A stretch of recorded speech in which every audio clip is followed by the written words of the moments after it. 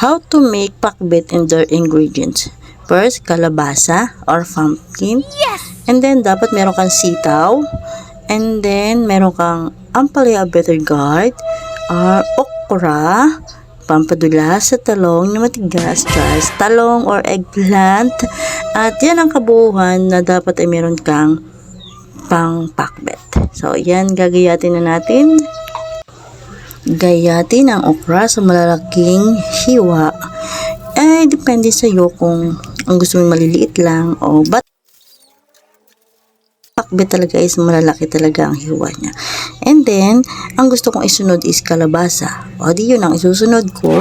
Gagayatin na natin ang kalabasa.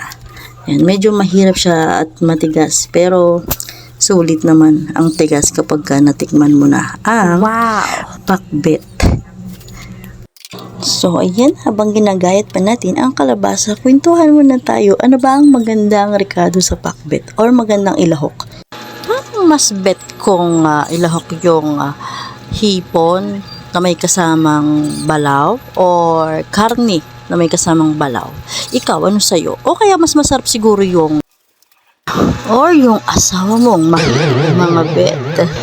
Para mas madali nga pala nating matagkal yung buto sa gitna, ay gumamit tayo ng kutsara. Mas mainam ito kaysa kutsilyo.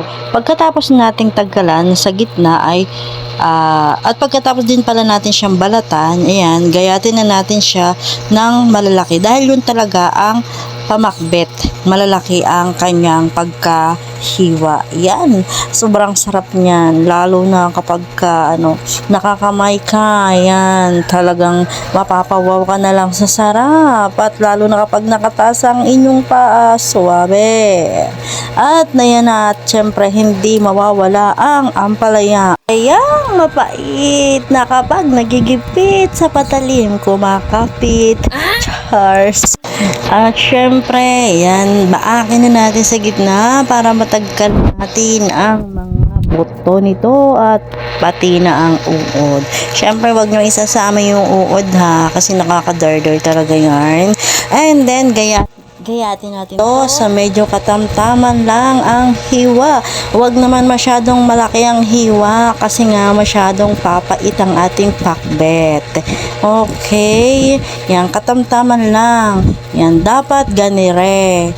Yan, ganire ang hiwa ng ampalaya.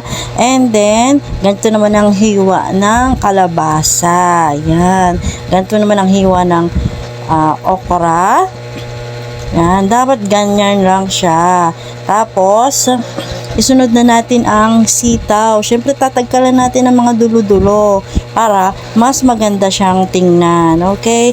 And then, ayan, hati na nga siyang hiwain. Dahan-dahan lang at baka mahiwa pati ang ating daliri. Sobrang talas pa man din kanyang kutsilyo na yan. Nako, mapadikit ka lang ay talaga naman. Baka magkaroon ng dinuguan ng ating pakbet. So, ayan, yan po ay aking paninda. Yan, bili-bili na kayo niyan, mga suki, kasi 20-20 lang ang balot niyan. Yan ay sariling tanim namin, gaya ng talong, okra at sitaw. So, ang hindi lamang ay ampalaya at ang kalabasa. So, ayan, ilagay na nga natin yung ating talong or eggplant. Yan, gayatin natin sa katamtaman lang yung laki. Baka naman sobrang laki. Napakahirap na yan isubo. Okay. And then, gayatin na itong scramble. Mix them all para naman suwabing tingnan at ayang tingnan sa mata. At after that, ayan, ibabalot na natin at atin na itong ititinda sa palengke. At syempre, 20-20 lang ang balot, kaya ano pang hinihintay nyo, mga suki? Abangan nyo na ako diyan at talagang mapapawaw ka na lang sa laki at murang pakbet.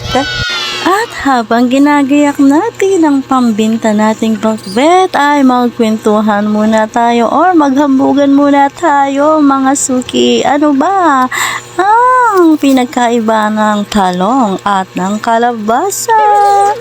Syempre, ang kalabasa ay pangpalinaw ng mata at ang talong naman ay, oh my God, pampakarap ng mata. Yan, syempre maniwala ka at sa hindi at kumain ka ng okra, pampadulas sa mga manay. Nawala ng katas. Cheers lang. Thank you so much.